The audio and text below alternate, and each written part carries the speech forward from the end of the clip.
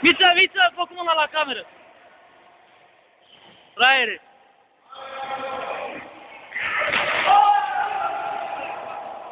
Fraiere, îl dau pe Eurosport.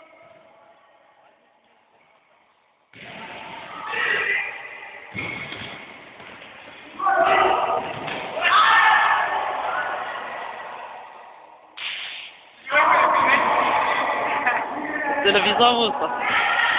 Meciul ăsta. Să le filmez pe astea.